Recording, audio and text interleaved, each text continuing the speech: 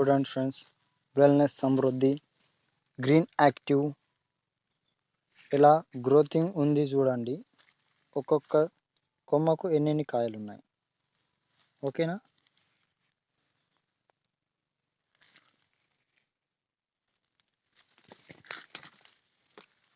ఇది ఒకటే చెట్టు కాదు, ఇది వేరే చెట్టే కదా.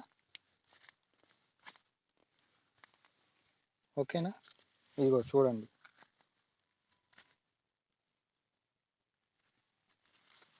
నెక్స్ట్ ఇగో మీరు నమ్ముతారా నమ్మరా అది పక్కన విషయం, కానీ కొట్టిన నాకు రిజల్ట్ ఉంది కాబట్టే చెప్తున్నా.